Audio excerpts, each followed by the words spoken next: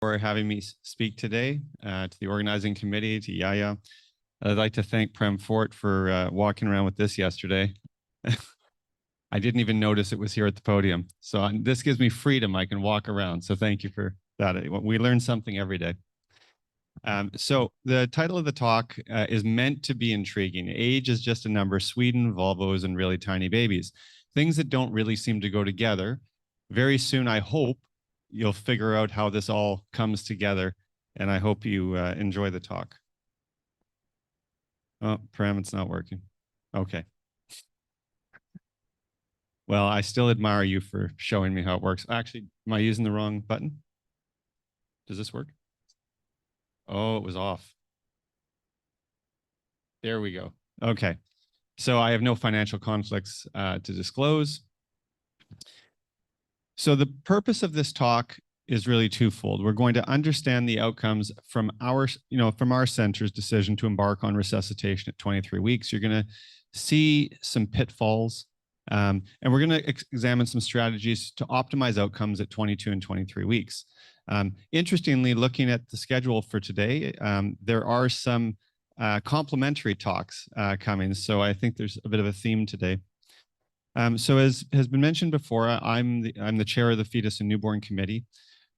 In 2015, I was on the committee when the following statement came out having to do with, or following guideline, having to do with how to approach basically the edge of viability in terms of perinatal consultation.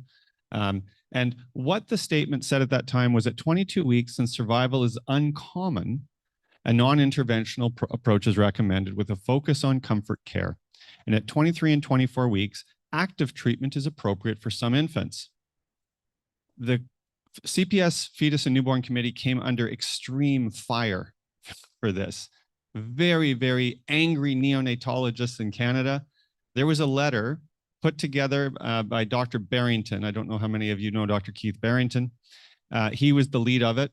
And it was signed by some of my own colleagues, who were upset that we had taken such a dogmatic, approach to say, here's okay and here's not. One of the issues was that some studies were beginning to suggest, and one of them was Canadian, well, Epicure was not, but Sinus, it works in Vancouver, and Sinus. And what these studies were finding is that at 23 to 25 weeks, there really wasn't any difference in outcome. So whether you were 23 weeks, 24, 25 weeks, should you survive? So survival is different, we know that. But should you survive, when you look at the long-term outcomes of these babies, they don't appear to be different. Okay, and that's an important point. So in 2017, under immense pressure, we decided to revise the statement. And I'm very proud of this current statement. I was about to become chair, just thankfully I wasn't chair when this was released. But we revised the statements 2 years after it was released. And this time what we did was we had parents on the committee. We had, for the first time, when we were creating a guideline, we had a national representation in the sense that we sent drafts of this, embargoed of course, to some key stakeholders in terms of neonatologists across the country and said, what do you think? Have we hit the mark, or are we still missing it? And so this document was really motivated to say, in essence, it said, look, this is a complicated decision. We're not going to be so prescriptive and say, do it here, don't do it here. It's about shared decision making with the family. And really what motivated us was, in part, this table. This was looking at severe to moderate disability at 4 to 8 years of age. And when you looked at the evidence for this, and this was some pooled evidence from some studies, you could see, although we only have small numbers, 12 babies at 22 weeks, what you find here is, and it's on the bottom here, most children have no or mild neurodevelopmental disability, with estimates of 57% at 22 weeks. 57% do not have significant disability. At 23 weeks, it's 60%. So if you're going to say that it's okay at 23 weeks, but it's not okay at 22 weeks, you're very hard pressed to actually say that that's factual, that that's based on science, okay? So I'm not going to read all of this out because Yaya will hit me with the flag very soon and say you're going to have no time. But I'm just going to summarize the main points here. So these are the key recommendations that came out of the statement. Number one is basically, if you're between 22 to 25 weeks and you're in a peripheral community that does not have level 3 care, really try to get them as the mother to a level 3 hospital. Number two, we owe it to families to be able to have a face-to-face discussion with an obstetrician and a neonatologist, ideally, who are on the same page.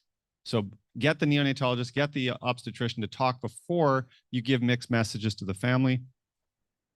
Number three, we talked about yesterday, a brilliant talk about, counseling, in which he talked about the importance of using either center-specific or regional or country-specific data when you have it, so that you're not just giving opinion, so that you're not having, if I go in, because I'm on call, I give one opinion. If Yaya is on, he gives a different opinion. You want consistency. So you have to, if you use data to back your recommendations, you'll be consistent. And then the final point, which is probably the most important point, is to use the shared decision-making model. Find out what the values are for the family. What are their interests? What's their background? How many times have they tried to get pregnant? Is this a precious pregnancy? They're all precious, but is this one more precious because mom and dad have tried for 10 years to get pregnant? So that all factors in, right? Okay, now I'm going to challenge your brains a little, because this is something we all do, or some of us do. But there's a big problem with numbers. And this is one of the motivating reasons why saying 22 weeks is okay, or sorry, not okay, but 23 weeks is okay, actually makes no sense, okay? And one of the reasons is, this is from ACOG, the American College of Obstetric and Gynecology, mentioned in a paper in 2017, that when you think about the last menstrual period, it's not an exact science, okay? Women ovulate at different times. It's on average 28 days. But the problem is many women don't actually remember when their last menstrual period was, okay? And so, if they're trying and they're tracking it, of course they do, but many women don't, okay? We have variability in timing of ovulation. When you take all of that into account, the best estimate, which I have down here, we always say a first trimester ultrasound, known last menstrual period is the best way to know what the gestational age is, but that's still plus or minus 5 to 7 days. So if a woman comes in at 22 and 6 and you say, I'm sorry, you're a day shy of 23, our policy says 23, there's no way that you know for sure she's not actually 23 and 4, okay? So it would be unfair of us to be that specific. The other thing, and I've said this to my trainees, because we actually did have a policy or guideline that said we resuscitated 23 weeks and up. And I would say, what about the woman who shows up at 10 p.m. at 22 and 6? Are you really going to say, I'm not resuscitating that baby because, well, I've got 2 more hours until I'm allowed to do so? No, it's silly. We know that. But that's why we should actually not think about numbers. The numbers trap us. Now, health equity. So what I mean by this slide is, we've all seen this. You have a guideline that says, don't resuscitate at this, do resuscitate at this. And the family looks at you and says, doctor, please, please. So if I'm on, because I'm a very soft guy, I resuscitate. If Prem's on, Prem might say, I'm sorry. This is not happening. I'm just kidding. So this slide's meant to be a bit humorous in some ways. In North America, I've used this slide before, and there's a common joke called, we say a priest, a rabbi, and an imam walk into a bar. It's a joke, but the idea being, what I'm meaning to show here is, regardless of your faith, regardless of your religion, that faith, as I'm going to show you in a few minutes, matters tremendously to outcome. Okay, so faith matters tremendously. The middle slide says small baby unit. Southern California has some small baby units. Toronto has experimented at Sunnybrook Hospital in Toronto has experimented with small baby units. So the idea is having within your unit a team of dedicated nurses, respiratory therapists, doctors who only care for these 22 to 25 weeks. So you have a small pool for consistency. And then practice makes perfect. If you've read Malcolm Gladwell's work, where he talks about the 10,000 hour rule that, you know, the more, you know, if you do things for 10,000 hours, you get really proficient at it. Same idea. If you're doing, the more babies you see at 22, 23, 24 weeks, the better you get, okay? So let's talk about data, because I know everyone always likes to say, well, what does the data show? So these are my own slides that I created using Canadian Neonatal Network data. That's a grouping of 33 NICUs across the country that submits data, like the Vermont Oxford Network. And I'm sure there's networks elsewhere in different countries from where people are from. So I took their annual reports. I put the data all together because when you're talking about small numbers, you want to see 3 years. You don't as a minimum of outcome, because 1 year can go this and this and this.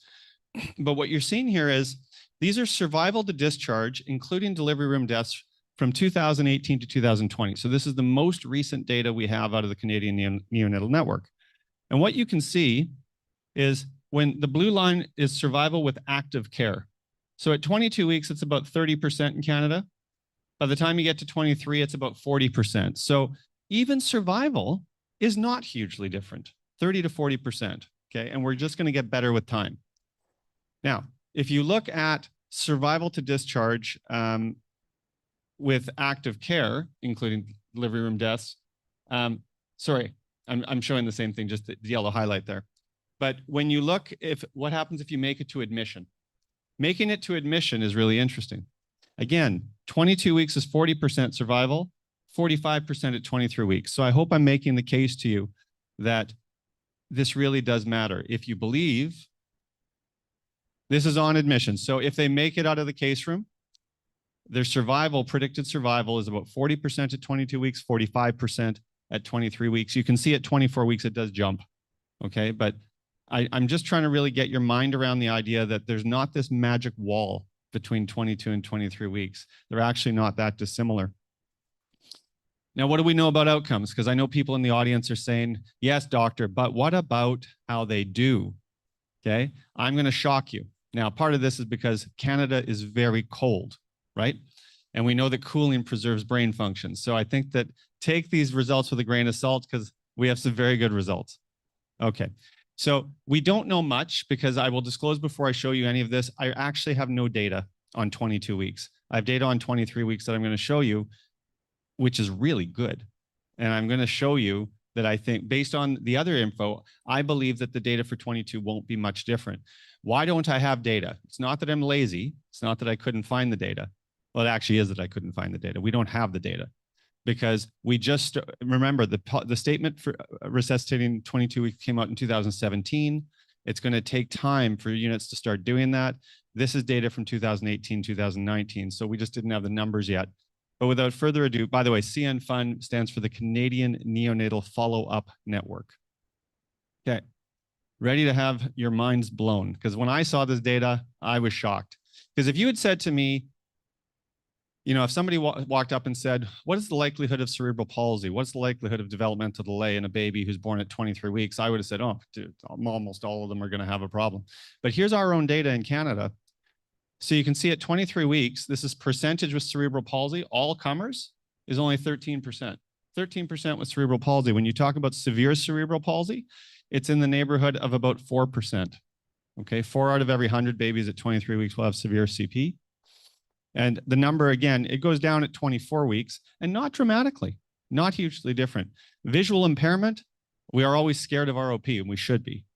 But the percentage of babies that have visual impairment, significant visual impairment, and bilateral, is about 6%. Okay, so I would argue those numbers are really good. What about the Bailey-III cognitive and Bailey-III motor? Again, well, they're worse. They're worse certainly than the other data, but you're talking about numbers in the range of about 30 to 35% at 23 weeks. So I'm guessing it's going to be about 40%, if I had to guess. Have me back at some point and I'll give you the data on the next time. But I think we're probably going to be in the range of about 40%. The motor score is same, about 40 to 50%. So it's not guaranteed that these children will be sick, okay, and have long-term outcomes. And we know from the slide that I presented from our statement that about 50 to 55% of these babies, 57% exactly, will, at 22 weeks, do not have long-term deficits, significant long-term deficits. This slide I can now update with another star. I presented some of this data for Grand Rounds last year in my city. And at the time, I did a national survey with my contacts across the country to find out who is already resuscitating 22 weeks. And what I discovered are the yellow stars are all the centers that are resuscitating 22 weeks. We were the only ones in Canada that were not resuscitating at 22 weeks. So just to give you an idea of what Canada is doing, it's fairly standard now. Not every center has guidelines that says they resuscitate, but it's fairly standard. Okay, everybody's been wondering, how does he tie Volvos into a talk about premature babies? Okay, so I've owned many Volvos. I think they're great cars. I don't currently own one. I don't have any financial relationship with Volvo. Make up your own mind if you want to buy one or not. But what I do love about Volvo is they've got some great sayings. Okay, they're slogans. And I think they were built for preterm slogans. Now, Volvo, they're boxy, but they're good. Has nothing to do with premature babies, but I just love that old slogan. But what about Volvo for life? Let's resuscitate some babies, okay? Now, even better, because we like quality, we like better. Volvo for life is the current one, redefining perfection, right? And that's where we want to go. Okay, so now, other than being sort of cheeky about Volvos, why am I even bringing Volvos up? It's because Volvos are made in Sweden. Okay, so this hospital on the left is Uppsala Hospital and University in Sweden. The hospital on the right is Nationwide Children's in, I believe it's Ohio, isn't it? Yeah. So Nationwide is second behind Prem's Hospital in the United States. So a very close second. But the idea here was, this was a wonderful study done in 2018, I believe it was.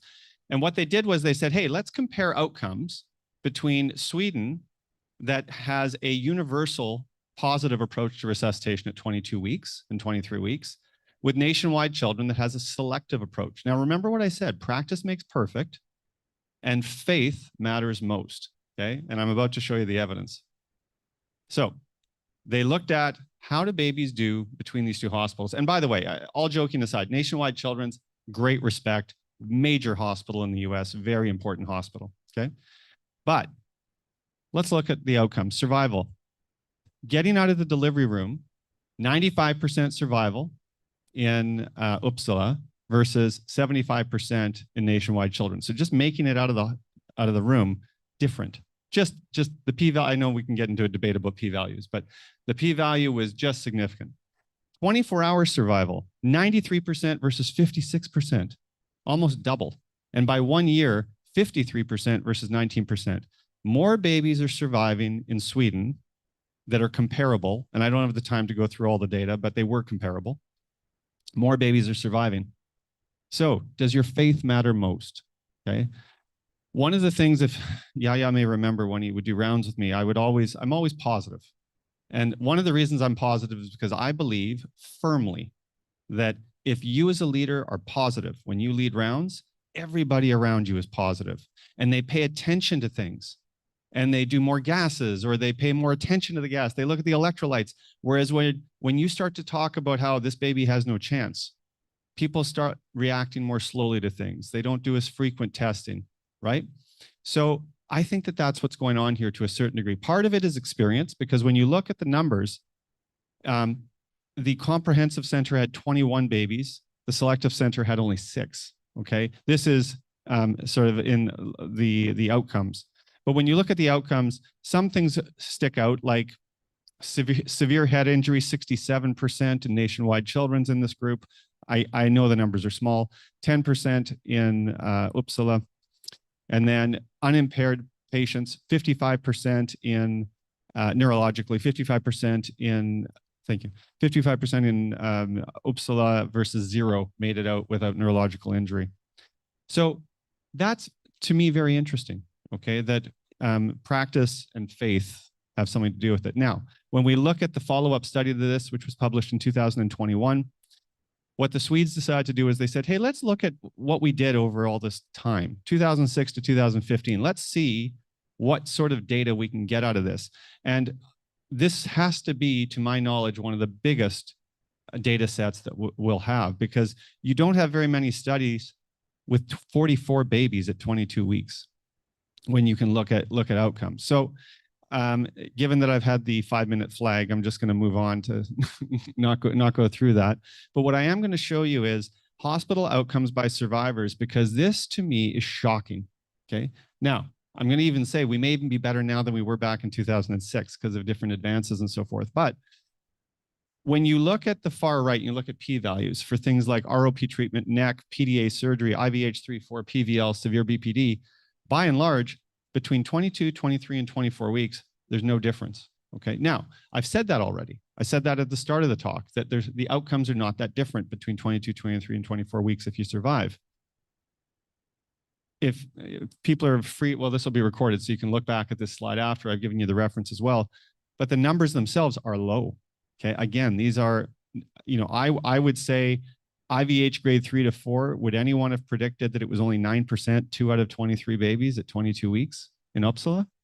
To me, that is remarkable. That there's roughly 10%. PVL also 22% at 22 weeks. I would have predicted it would be higher if you just asked me for my opinion. When you look at developmental outcomes, and this is what really matters, right? How do these kids do in the long run? No different. Okay, they all seem to, by and large, there's a few small little differences, but by and large, 22 to 24 weeks in Uppsala, Sweden, the percentages are low. Just as an example, excuse me, 24 weeks moderate to severe visual impairment, 10%, very much the same as what I showed you in Canada at 23 weeks. Moderate to severe hearing or moderate hearing impairment, 1 baby had hearing impairment. I mean, that's remarkable. What does ACOG say? Because this is important. So the American College of Obstetrics and Gynecology, I like to spread it around Canada, US. So in the ACOG, actually the reason I'm using ACOG is because Canada does not have a statement at 22 weeks. But ACOG in September of 2021 basically said, give steroids at 22 weeks. Because that's one of the questions that I know people may have is, should we be giving steroids or not? The American College does say, look, we're taking an active approach at 22 weeks. It makes sense to give these babies the best shot. And we know that steroids are very likely to help and unlikely to harm significantly compared to being born without the protective effect of steroids. So in conclusion, I'm just going to talk about speaking to the family. I'm going to breeze through this because, quite honestly, the talk yesterday did a much better job than I would do. But before approaching the family, it is important. And it's just, I say to my students, it's like parenting children. Make sure that you're on the same page, right? Before you make a decision about your children, before you make a decision about what you're going to say to the family, speak to your obstetrician. Make sure that they agree with what you're about to do. Also, how certain are they of the gestational age? Okay, because that becomes really important. Other factors like, is this a small baby? Is this a big baby? Has there been steroids? Is it multiple gestations? Is there chorioamnionitis? All of these things matter. Remember I said, be very specific as possible, data driven. So if you know the outcomes, for example, for babies at 22 and 23 weeks who are born through chorio, and you know that that increases the risk of CP by 2 times, I'd share that with the family, if they're concerned, about trying to make that decision. During the antenatal consults, it's okay to talk about obviously comfort care. That's part of what we do, right? So we can say active care, comfort care. The recommendation is that we only offer intensive care if they're in, like if a 22-weeker was born in a rural place in Manitoba with, 1 nurse and no doctors and no equipment, we would simply say, we're very sorry if we couldn't get you to a tertiary care center. And the other thing is, and we've talked about this as well, about golden hour. That was a great talk. I don't know if she's here, but in any event, about the golden hour and pre-delivery checklist, preparing, making sure everybody knows, where are you standing? What are you doing? Who's putting in the lines? Who's leading the resuscitation? How fast are we going to get that baby to the NICU? All of these things are important. So in conclusions, and I thank you for your time, and I'm sorry if I'm like a minute or 2 over, but the outcomes for these infants are not as bad as you might think. Now, I've made an assumption here that you think the outcomes were poor, but they're maybe not as bad as some of you might have thought. I've talked to you about the power of belief. The key to success is believing you can do it and preparing your team comprehensively. And I do believe this because I am an optimist. I do believe that as we get better at what we do, as we dedicate ourselves to this craft, and as we dedicate ourselves to the parents and keep the parents in the center of the decision making, we will only get better. So thank you for your time.